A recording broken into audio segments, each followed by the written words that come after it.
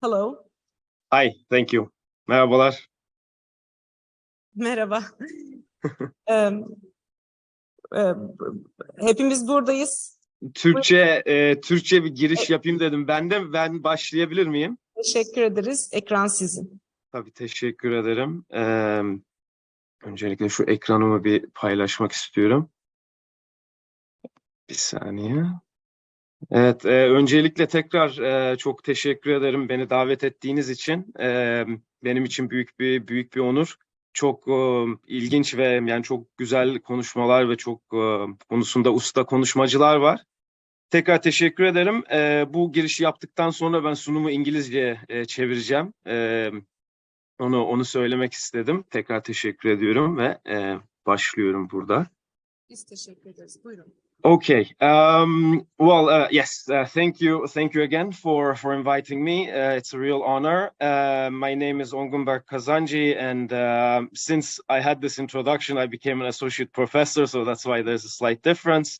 I work on indoor environmental quality and HVAC systems at the Technical University of Denmark, and I work also half-time as a senior engineer of building physics at Bureau Huppel. And having said this, today I'm going to talk about indoor environmental quality, HVAC systems, and also about resilience, and hopefully the connection or the intersection between these three topics. So having said that, I think it's just important to remember why we have the buildings. Well, we have the buildings because we roughly spend about 90% of our lives indoors. This can be buildings, this can be transportation devices. So the main point of buildings is not to save energy, but to provide a, let's say, satisfactory indoor environment. So having said this, let's say an ideal indoor environment should be obviously comfortable, it should be healthy, and it should be productivity stimulating for its occupants. But of course, this should be achieved with the lowest possible energy use. So of course, it's not only let's say the amount of energy, but also, let's say, the quality or where this energy comes from. So we should also try to aim for using renewables whenever we can instead of using fossil fuels. And the HVAC systems or their extensions into rooms, for example, the indoor terminal units, they have a direct impact on the indoor environment, how people experience or perceive the indoor environment, on energy performance, and of course, on a larger scale on the environment and on sustainability. And now everything is good, but we also know that the buildings, once we construct them, they will be around for a long time, hopefully. So when we are doing these designs and so on, we have to think about their resilience to future weather, to heat waves, and sometimes in terms of power outages, it also comes together with the heat waves. So very briefly about indoor environmental quality, there is four, let's say, main parameters of this. So the first one is the thermal. The second one is indoor air quality. The third one is luminous, which is related to the lighting. And the fourth one is related to the acoustics.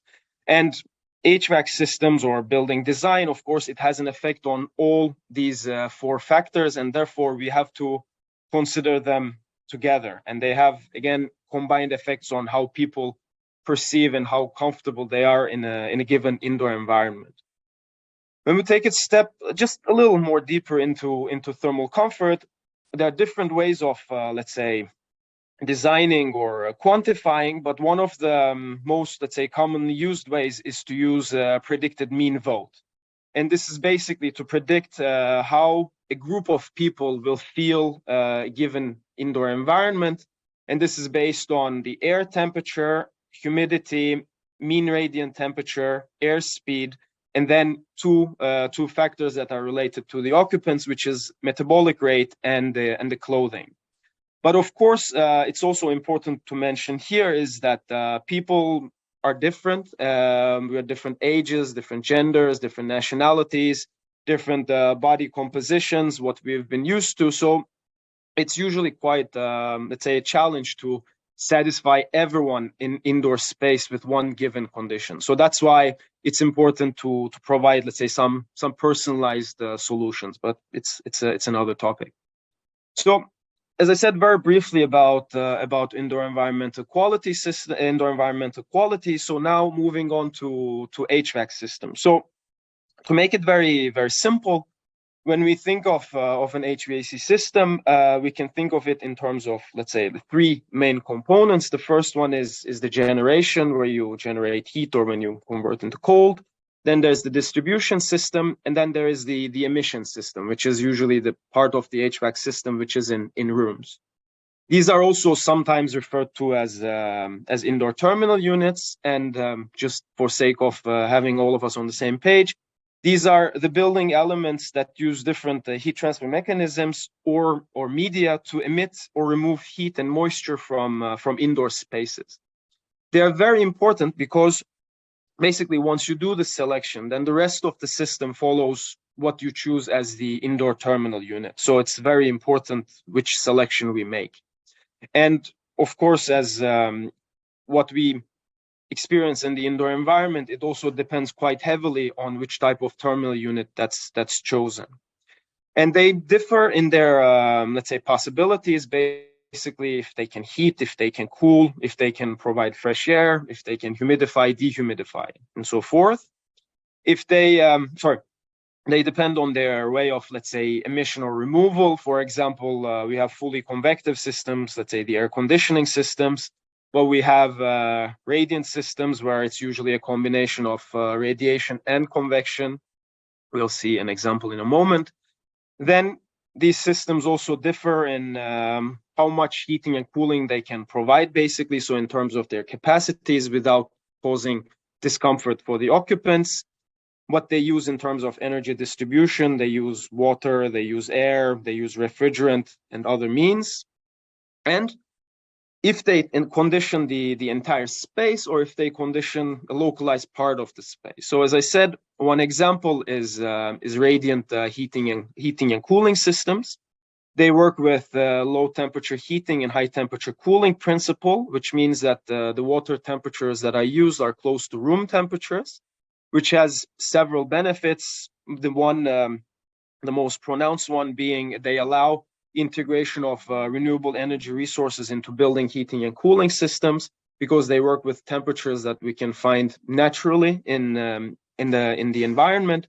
And also they allow, for example, heat pumps to work at better efficiencies than other type of system. Here's an example of a radiant cooling panel, which is usually suspended from the ceiling. And there are different products, of course. And then another type of it is when you have these pipes, for example, embedded into the building surfaces. And one very interesting type of it, just one second, is this particular one right here, which is usually called thermally active building systems, where you have pipes embedded in the slabs of the building, where you basically circulate either heated or chilled water, which allows you to activate the thermal mass of the building and control it, which has, again, several benefits of it in terms of energy performance and comfort. Another system is chill beams, or known sometimes as beams, which is an interesting combination, because if we take, for example, this active chill beam right here, it uses both water but also air as the heat transfer or the distribution medium. And it also provides some convective cooling, which then could allow, for example, changing indoor environmental conditions quite quickly. So just a couple of examples. So having said this, now we talked about indoor environmental quality, we talked about HVAC systems, how they interact, but again, now we need to look further into the future, and we need to look at resilience. So what I'm about to show is part of an international collaboration project that is being carried out under IEA umbrella, International Energy Agency, and it is focusing on resilient cooling of buildings. And in this case, when we first started, what we saw was that, let's say, every different discipline had a different definition of what resilience is, because sometimes some things are more critical than others. So we started by looking into or developing basically what is resilience, or what is resilient cooling in terms of buildings. And our goal when we were doing this was to assess and communicate solutions of resilient cooling and overheating protection, focusing on innovative as low energy as possible and low carbon emission systems as possible. And the one of the final goals is to strengthen or to prepare individuals both on a personal level, building level, and on a little larger, let's say maybe district scale or community scale, to withstand and prevent impacts of disruptive events. And in this case, what we chose to focus as disruptive events are heat waves and consequent power outages that are experienced in different parts of the world. As I said, and within this annex, we are now moving, or within this project, we're moving towards the end of it. But one of the things we did is that, as I said, we developed this resiliency. We developed future weather files. So this is both in terms of what you would use as a typical meteorological year when you do the simulations, but also for future heat waves, for current period, let's say of today's weather, for 40 years from now on, and for 80 years from now on. So we developed these files, weather files, and the idea of it is to test different type of, let's say, building envelope technologies, HVAC systems, and so forth, and to basically evaluate both qualitatively and quantitatively how can they cope with these type of extreme disruptive events in both now, but also into the future.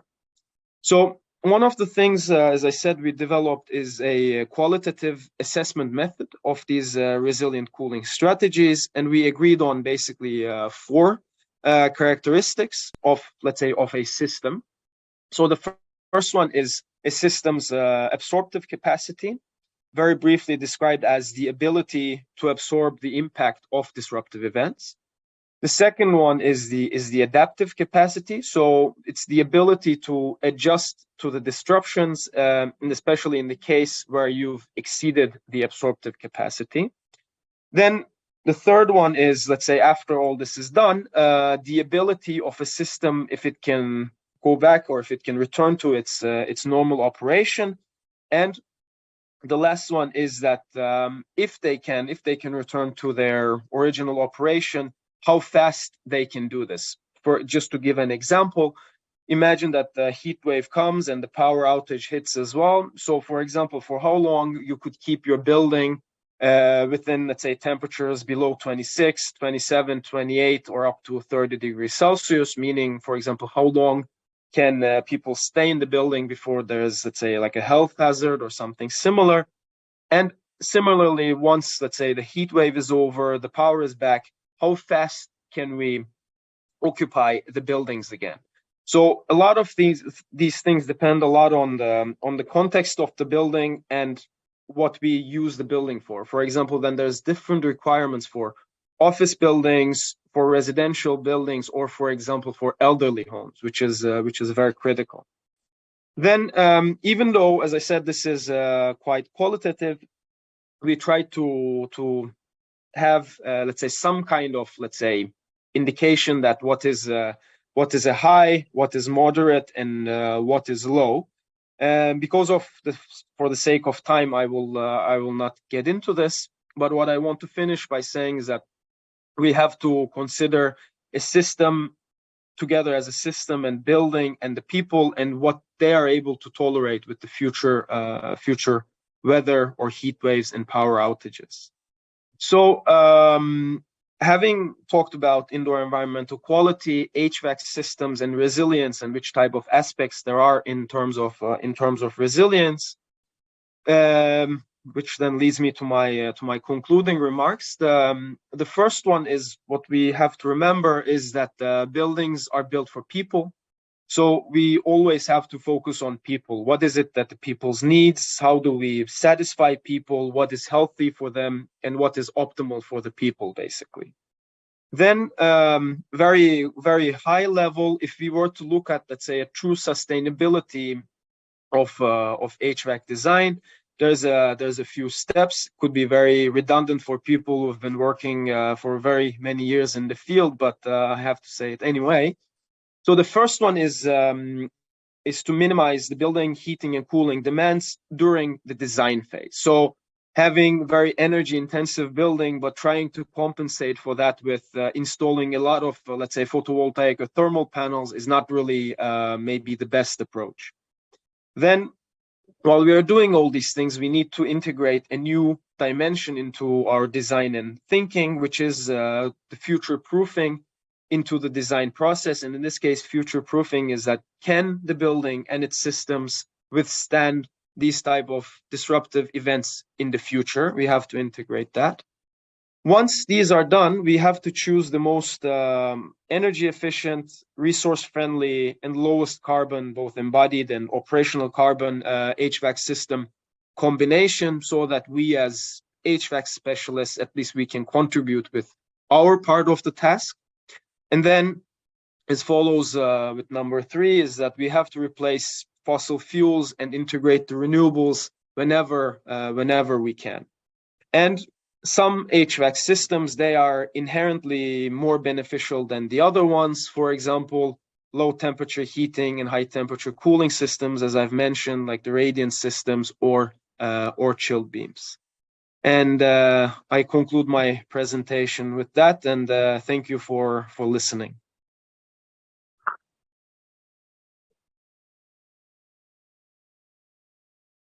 I'd like to thank you, Ongun, for the very crucial information that you have shared with us.